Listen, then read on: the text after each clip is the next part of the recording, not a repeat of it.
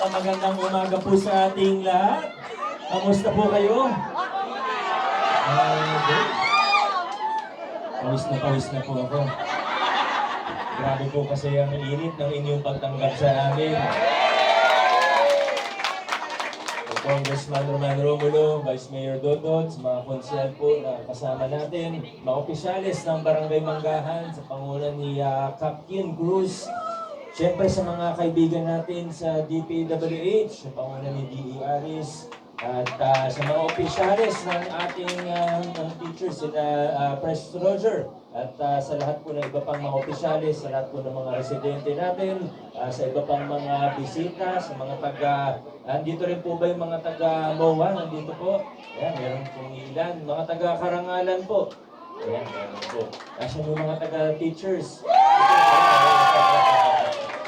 Nakakatawa po dahil nandito na po tayo, inauguration na po ng proyekto po ng drainage at kalsada po natin. Nabanggit na naman kanina kung ano yung mga problema natin, yung history. Ang ganda, na-explain sa atin at napaalala sa atin ni Congressman Roman. Nandito rin siyempre si Mang Ato na nagkwento kay Congressman. At sa totoo, alam naman natin na matagal na po ang problema dito yung pagbaha tuwing bagyo. Sa totoo, tuwing bagyo, nandito po kami. Isa ito sa una pong chinecheck po natin. Evacuation site po tayo dito parate. At importante, naghahanap tayo ng pangmatagalang solusyon.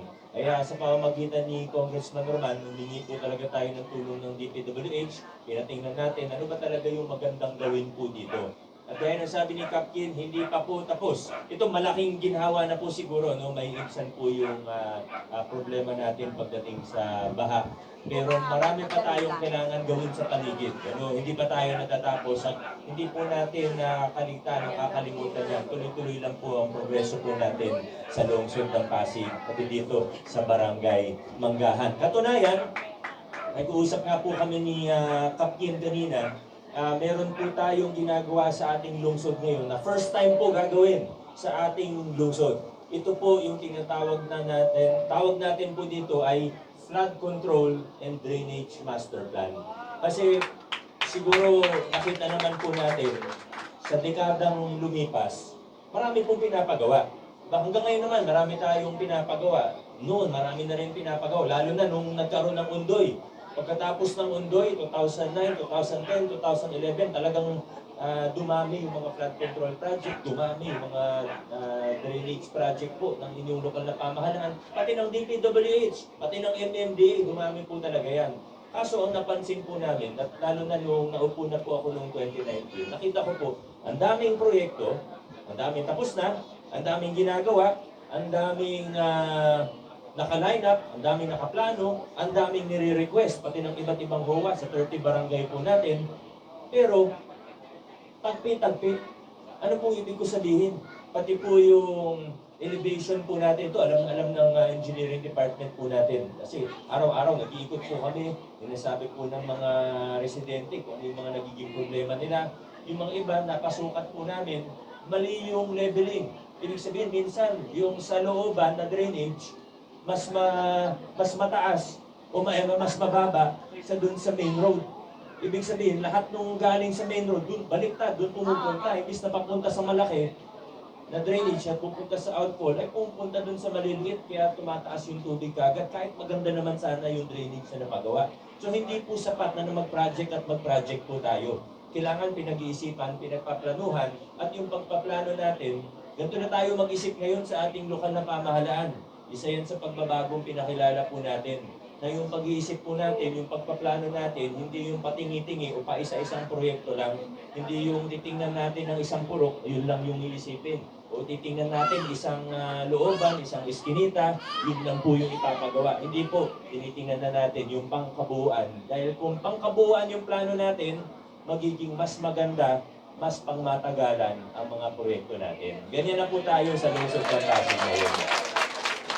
So itong flood control master plan, ito nagawa po natin sa tulong ni Consi Buboy. Yan talaga isa sa mga proyekto na gusto ni Consi Buboy at isa siya sa mga nagpanukala po nito. Ito pong master plan natin, ang unang step po dyan, yung inventaryo, yung nakwento ni Kapkin kanina, kasama po dyan. Yung inventaryo ng lahat ng mga project na nagawa na, tapos magsusukat po kami. Pati yung mga level, yung mga elevation po natin. Yung tingnan natin, pati yung rainfall, titingnan po natin ano yung projected rainfall. So marami pong kailangan gawin at kailangan mag-uusap-usap din yung mga barangay, lalo na yung mga boundary area natin. Kaya yung proseso na ito, tuloy-tuloy pa rin naman yung mga ibang proyekto, gaya po nung dito, yung DPWH projects, LGU projects, tuloy-tuloy pa rin po yan.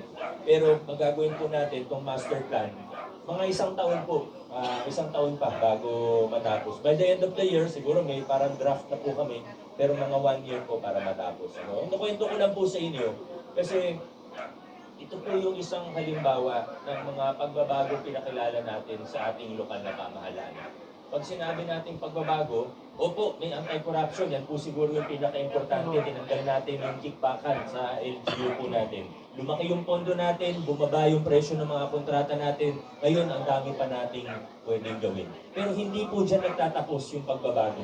Pati sa pagpaplano, sa pagbabalangkas ng plano, sa pagbabudget, sa proseso ng ating pamahalaan, kasama po yan. Yung mga ibang pagbabago, siguro hindi na masyadong exciting ikwento, hindi masyadong nakaka-excite na pag-usapan, pero importante po yung mga ginagawa natin, pati yung mga behind the scenes po. Kaya gusto ko lang pong ikwento ng konti yun sa inyo. Pero ngayon po, sabi nga ni Vice Mayor Dodot kanina, lumalaki yung budget natin. Lalo na nung tinanggal natin yung mga kickback ng pamahalaan, talagang lumuwag, marami pa tayo, ibig sabihin, marami pa tayong pwedeng gawin. At dapat, kung lumalaki yung budget natin, maramdaman yan ng ordinaryong mamamayan. At nandiyan na po tayo sa stage na yan, sa ating pamahalaan, sa ating lungsod. Nasa stage na tayo na nilalawakan naman natin ngayon yung mga programa at serbisyo ng ating pamahalaan. So first stage, naglinis po tayo, yung mga kailangan gawin, ayan po, ito nasa second stage na nilalawakan na natin. Hindi lang po infrastructure ang pinag-uusapan natin, kundi pati yung mga social services. Yung mga konsyal po na bumati kanina, mahihain po kasi ayaw nila ikwento yung mga ibang ordinansang naipasa na. Ito po, hindi pangako, hindi po panukala, kundi mga naipasa na nilang ordinansa na pinakikinabangan at mapapakinabangan pa po natin bilang mga Pasigueño. Meron po ba ditong senior citizen? Marami kami. Ay, lahat pala kayo senior citizen. Senior na 65 pataas, meron po ba? O, halos lahat pa rin po, nagtaas ng kamay. Meron po ba dito senior na 80 pataas? Meron pa rin, meron pa rin. Para sa mga senior natin na 80 pataas, baka hindi nyo pa po nakukuha yung incentive natin. Hindi lang po centenarian ngayon ng incentive, meron na tayo hanggang octogenarian. Ibig sabihin 80 years old, may 15,000 na po kagad. Pag 85, meron 90, 95, 100. At sa tulong niya na Councilor Maro Marquez, sa tulong niya na Councilor Maro, ang ginawa po natin this year lang po yung mga nasa gitna, halimbawa, kayo po ay 81 hanggang 84 years old.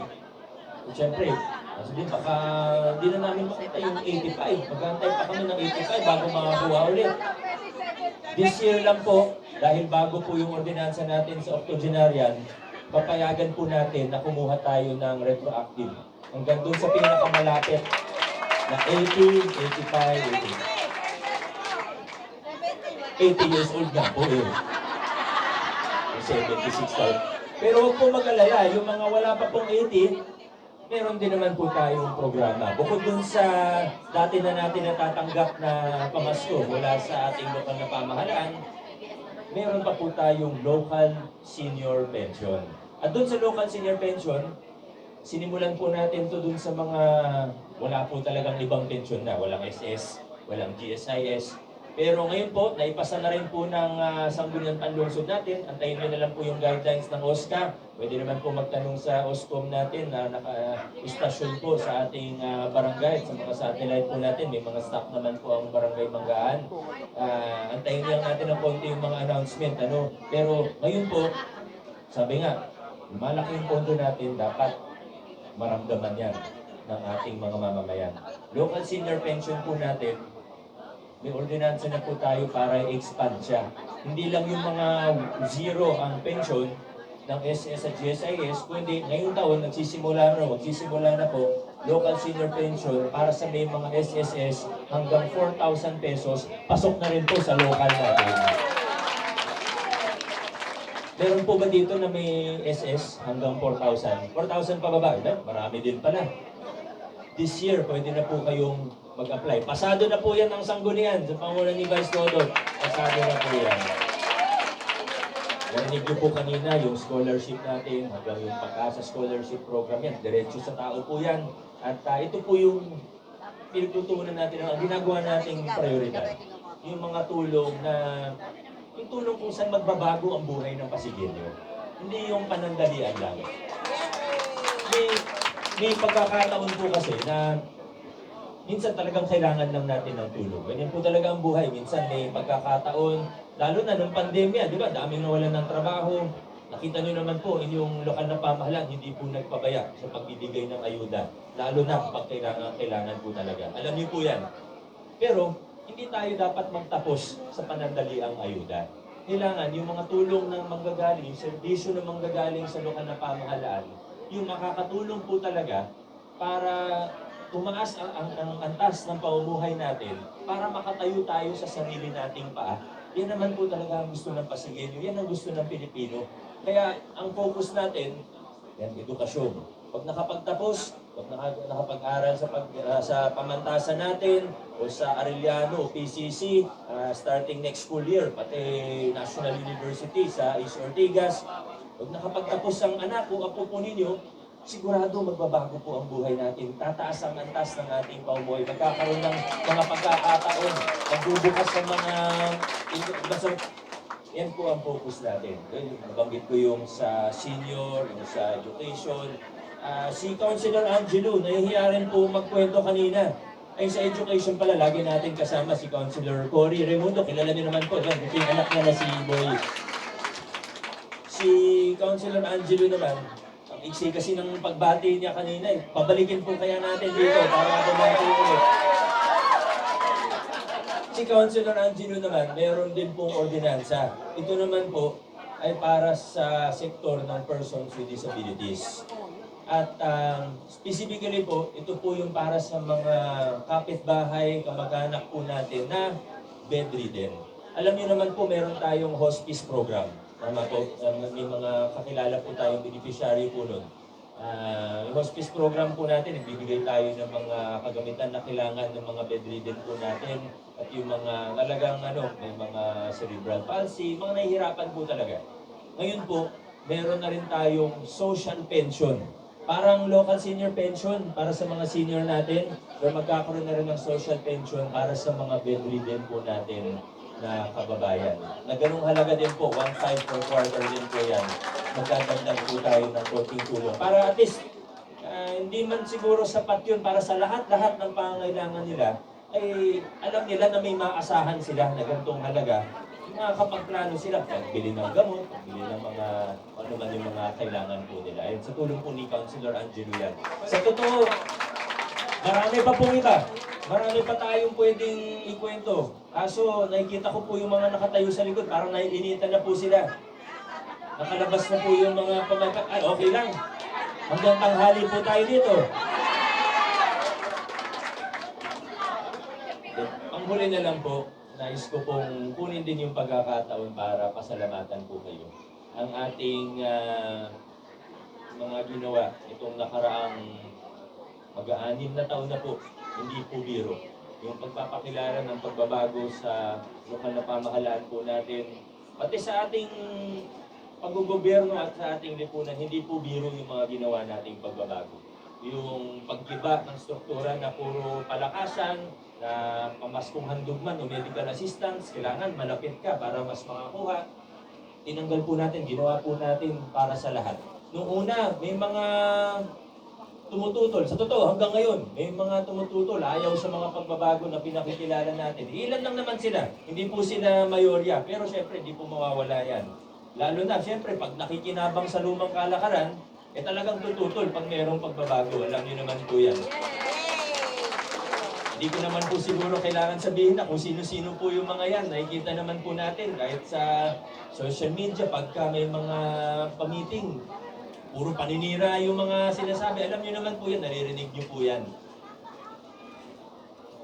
Nung una po, isang halimbawa, paborito po natin halimbawa, yung pamaskong handog. Diba dati, dadaan pa sa leader. Ngayon, ayaw natin na ganun. Hindi po pag-favorite na samahan, yun yung mas marami. Ngayon, lahat, binabahay-bahay pa po natin yan. Pero hindi lang, yung pamaskong handog, naging simbolo lang po siya ng pagbabago. Pero sa totoo, sa lahat ng serbisyo, ganun po ang ginagawa natin. Halimbawa po sa ospital natin, dati, para makakuha ng libreng serbisyo, kailangan may card muna. Kailangan, lalapit ka, bibigyan ka ng card, pag sino, bibigyan ka ng yellow card, pag may yellow card ka, tsaka ka makakuha ng libreng serbisyo. Ngayon po, walang card na kailangan. Nung una, tinanggal ko yung yellow card, may mga nagalit po sa akin, bakit tinatanggal yan? Ay, may benepisyo ako dyan, sabi sa akin. Pero ang plano pala natin ay hindi na kasi kailangan ng card. Basta pumunta ka doon at nakita na taga-Pasig ka, at may pruweba ka naman na taga-Pasig ka, hindi na kailangan kumuha ng iba pang card, basta libre na yung servisyo. Yan lang po ang ginagawa po natin sa lahat. Kaya ito pong mga pagbabago napaka-importante po.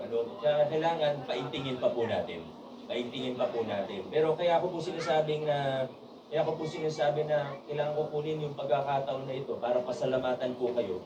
Dahil yung mga pagbabagong nabanggit at yung mga iba pa, hindi ko po nagawa yan kung ako lang mag-isa.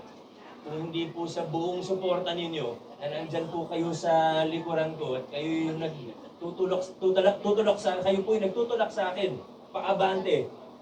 Wala pong nangyari sa akin. Kayo po talaga ang susi kung bakit natin napakilala yung mga pagbabagong ginawa po natin dito sa lungsod ng Pasig. Kaya maraming salamat po kayo. Mabuhay po kayo. Mabuhay ang lungsod ng Pasig. Maraming salamat sa sini ngayon, Mayor Rico Soto. Ganyan ang mga proyekto. Ganyan ang mga plano talagang sigurado, progresibo, at higit sa lahat, galing sa tao. Yan. Maraming salamat, Mayor Vico. At also, maganda paalala rin sa atin. Follow the legitimate FB page. Iwas tayo po sa videos. And diretso na po tayo sa ating ribbon cutting. Samahan tayo ng ating mga city councilors, city mayor, city officials. Thank you, Pak. Ayan. At syempre, habang pumunta sila doon, gamitin nila yung pagkakataon na to para pangalahanan ang lahat na ngayon patapit na ang eleksyon, lalong panagdami at talamak ang great news. Kaya naman, sa lahat ng mga nalis mo natin, mga pasi...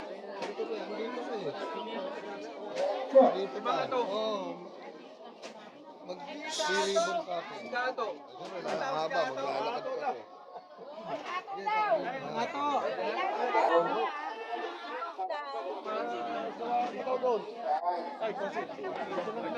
Once again, this is the blessing and inauguration of Teachers Village Drainage and Street Roads.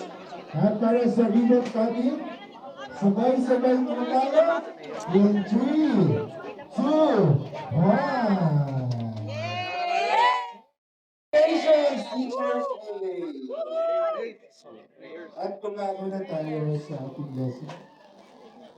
Okay. In the name of the Father, and of the Son, and of the Holy Spirit. Christ, the Son of God, came into the world so that he may gather the scattered children of God. Whatever leads to uniting people among themselves agrees with God's plan. This infrastructure, the road, the drainage, and every other work accomplished by the barangay Mangahan, eliminate separation and bring together those separated by mountains, rivers, and far distances. Let us therefore call upon the Lord so that he may bless their constructors and strengthen with his aid their beneficiaries.